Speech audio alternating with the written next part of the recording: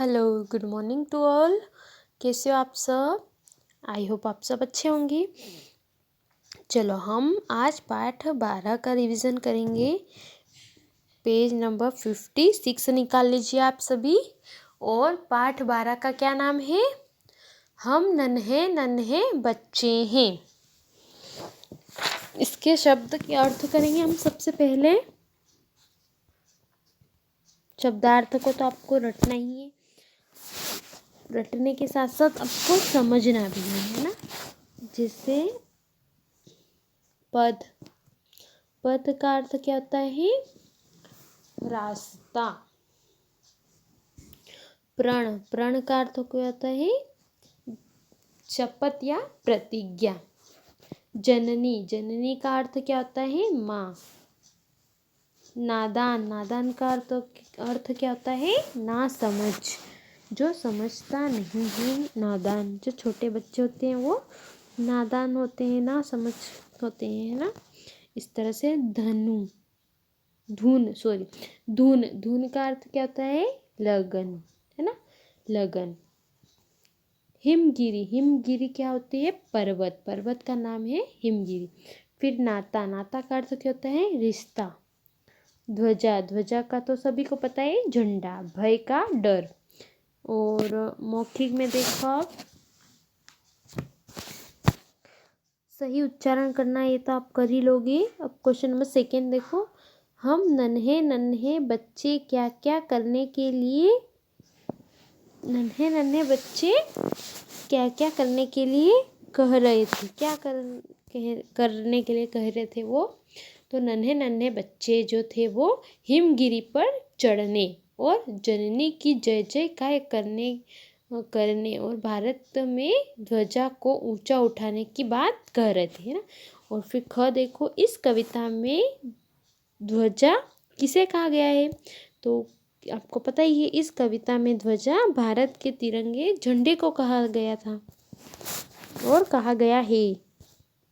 अब देखो, लिखित में उदाहरण के अनुसार वर्णों को जोड़कर लिखो। जैसे न में आ मिलाएंगे तो न का उच्चारण आ नहीं लिखेंगे हम, न में आ की मात्रा मिलाएंगे तो ना हो गया। फिर द में आ की मात्रा मिलाएंगे तो यहाँ पर हमने वर्ण आ लिखा, तो आ क्या नहीं लिखना, हमको क्या लिखा? द में आ की मात्रा दा।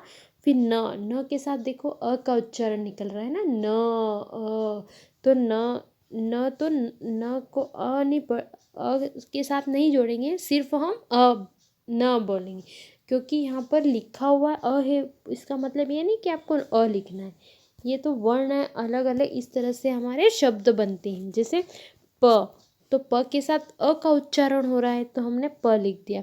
फिर थ के साथ भी अ का उच्चारण हो रहा है क्योंकि ये स्वर है और ये व्यंजन है। इन दोनों के मेल से ही ये शब्द पूरा होता है। जैसे न, फिर क्या है? न में आ है तो न में आ की मात्रा मिला दी तो ना हो गया। फिर त में आ मिला दिया तो त में आ की मात्रा मिला दी तो ता हो गया, ना आता। इसी तरह से भ में आ की मात्रा तो भा। फिर र के साथ अर का उच्चारण है तो र, भा र त। इसी तरह से आपको इस वर्ण पूरे करने। फिर देखो, दिए गए शब्दों के बहुवचन रूप में कविता में से ढूंढकर लिखने। जैसे बच्चा, बच्चा क्या है? एक वचन शब्द है और बच्चे बहुवचन। इसी तरह से सच्चा, सच्चा एक वचन है और इसका बहुवचन क्या है? सच्चे। फिर देखो, जोड़ेगा, तो जोड़ेगा, जोड़ेगा ये एक वचन शब्द है और जोड़ेंगे ये बहुवचन शब्द है। फिर देखो, बोलेगा, बोलेगा का अर्थ क्या होता है? बहुवचन शब्द क्या होता है? बोलेंगे। इस तरह से ये भी आपको ऑब्जेक्टिव में पूछे जा सकते हैं, तो इसकी भी रिवीजन आप अच्छे से करना है। अब आ जाओ 2 पेज पे। क्वेश्चन नंबर 3, दिए गए वाक्यों में सर्वनाम शब्द को रेखांकित करके लिखना है उनको। जैसे हम नन्हे नन्हे बच्चे हैं तो हम, है ना, हम जो क्या है? सर्वनाम शब्द ने यहाँ लिख दिया। जो सोएगा वो पाएगा, तो वो जो है वो सर्वनाम शब्द है, वो यहाँ लिख दिया। मैं भी भारत की सेवा करूँगा, तो मैं है ये सर्वनाम शब्द हमने लिख दिया। अपना सिर भेंट चढ़ाएंगे। तो अपना जो है ये सर्वनाम शब्द तो हमने यहाँ लिख दिया। अब देखो क्वेश्चन आंसर आ गए। इस कविता में किसकी जय जय गाने के लिए कहा है? तो इस कविता में जननी की जय जय गाने के लिए कहा है।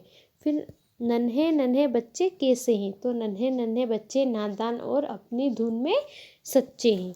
अब देखो नन्हे बच्चे किस पर चढ़ने के लिए कह रहे थे?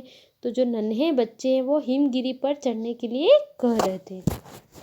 अब देखो हम भारत, ये तो अभी हमको नहीं करना। हम भारत का नाम, हमारे भारत का नाम, हमारे देश का नाम भारत है। हमारे देश का नाम क्या है? भारत है, तो सभी को पता है।